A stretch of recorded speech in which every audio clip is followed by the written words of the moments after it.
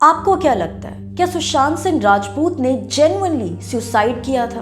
क्या श्रीदेवी की डेथ सच में एक छोटे से बाथटब में डूबने से हुई? क्या दिव्या भारती का अपने 5th फ्लोर के अपार्टमेंट से गिर के मर जाना रियली एक एक्सीडेंट था या सच्चाई कुछ और है? You know, this is really weird about Bollywood कि how people die here mysteriously और उनके डेथ को एक एक्सीडेंट या सुसाइड बोलकर केस क्लोज कर दिया जाता है। इनफैक्ट जो इन्वेस्टिगेशंस होती भी है उसमें इतने सारे फ्लॉज होते हैं कि एग्जैक्ट आंसर कभी मिल ही नहीं पाता।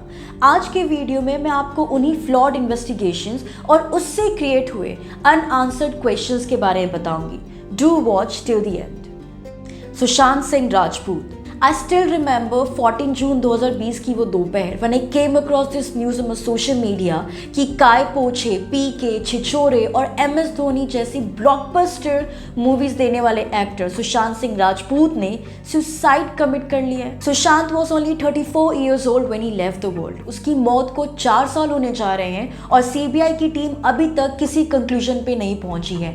No one knows कि सुशांत सिंह राजपूत की डेथ कैसे हुई, उसने सुसाइड किया या फिर उसका ब्रूटल मर्डर हुआ है। अगर डॉक्टर और पुलिस की सुने तो it is a close case of suicide. Doctors का कहना है कि उसकी मौत एस्फिक्सिया या दम घुटने के कारण हुई, साथ ही उसकी बॉडी पर किसी भी स्ट्रगल के मार्क नहीं थे। वहीं पुलिस भी कह रही है कि सुशांत बहुत लंबे समय से डिप्रेशन से जूझ रहा था, इसीलिए उसने सुसाइड कर लिया। अपनी इस बात का प्रूफ देते हुए उन्होंने उसकी सर्च हिस्ट्री दिखाई और कहा कि मरने से पहले उसने 3 चीजें सर्च की थी। सबसे पहला स्किज़ोफ्रेनिया, दूसरा बाइपोलर डिसऑर्डर जो कि दोनों ही मेंटल इलनेस से रिलेटेड है, और तीसरी चीज जो सुशांत ने सर्च की थी वो है पेनलेस डेथ।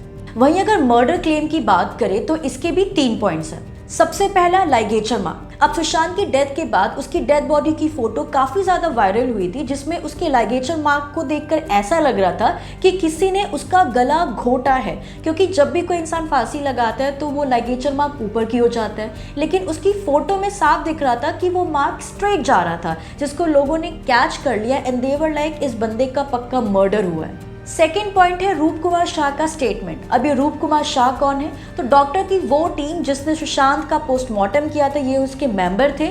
इन्होंने एक इंटरव्यू में एक ऐसा खुलासा किया जिसने इस पूरी इन्वेस्टिगेशन को घुमा के रख दिया। आप खुद सुनो इन्होंने क्या कहा। मेरे को अलग अलग ढंग से, मतलब पैर में, हाथ में, मतलब बॉडी में मार कैसा, वो मार लगेला अलग ढंग के था।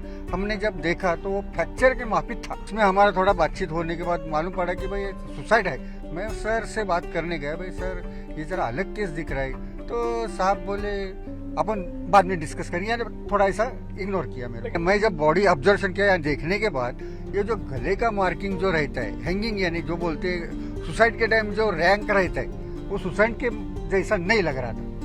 थर्ड और सबसे ज्यादा कंट्रोवर्शियल पॉइंट है दिशा सालियान मर्डर केस। दिशा सुशांत की मैनेजर थी जिसकी डेथ सुशांत की डेथ से ठीक 1 हफ्ते पहले यानी 8 जून 2020 को हुई। लेकिन द ट्विस्ट इज कि सुशांत की पर्सनल लॉयर प्रियंका खिमानी खुद कहती है कि सुशांत को पता ही नहीं था कि दिशा कौन है। दिशा सुशांत से डायरेक्टली कनेक्टेड नहीं थी, वो एक कंपनी में काम करती थी जो कि सुशांत का अकाउंट्स मैनेज कर रही थी। इसके अलावा अगर हम बात करें बॉलीवुड में नेपोटिज्म की डिबेट, नारकोटिक्स डिपार्टमेंट की रेड और सुशांत की गर्लफ्रेंड रिया चक्रवर्ती का मीडिया ट्रायल, तो इन सभी चीजों ने रियल इन्वेस्टिगेशन से सिर्फ और सिर्फ लोगों को भटकाने का काम किया। श्रीदेवी, बॉलीवुड की पहली फीमेल सुपरस्टार श्रीदेवी की डेथ 24 फरवरी 2018 को दुबई के एक होटल के बाथटब में हुई। नाउ अब ये रीजन इतना ज्यादा वियर्ड है कि अभी तक कोई इसे पहचान नहीं पाया कि आखिर कैसे कोई बाथटब में डूब के मर सकता है भला। इस कंट्रोवर्शियल डेथ के पीछे भी मर्डर, एक्सीडेंट और सुसाइड की 3 थ्योरीज है। सबसे पहले बात करते हैं मर्डर की। तो श्रीदेवी की हाइट थी 5 फीट 7 इंच और जिस बाथटब में वो सो कॉल्ड डूबी वो 5 फीट 1 इंच का था। अब आप ही बताओ कि आखिर इतना लंबा चौड़ा इंसान उस छोटे से बाथटब में कैसे डूब सकता है भला। Adding to the controversy, film maker Sumit Singh एक नई थ्योरी लेकर आ गए। उनका कहना है कि बॉनी कपूर ने खुद अपनी वाइफ का मर्डर करवाया है ताकि दुबई में उनके नाम पे जो 240 करोड़ की इंश्योरेंस पॉलिसी है वो उन्हें मिल सके। अब बात करते हैं एक्सीडेंट वाले एंगल की। तो according to Sridevi's husband Boney Kapoor, Sridevi अपने फिगर को मेंटेन करने के लिए एक बहुत ही हार्ड डाइट फॉलो करती थी, जिसमें उन्होंने नमक खाना बिल्कुल ही बंद कर दिया था। इसकी वजह से उनका ब्लड प्रेशर काफ़ी लो चला गया था और उनको अक्सर चक्कर आया करते थे। तो उनका कहना है कि हो सकता है उस दिन श्रीदेवी चक्कर खाकर बाथटब में गिर गई हो, वो उठ नहीं पा रही हो और उनकी डेथ हो गई।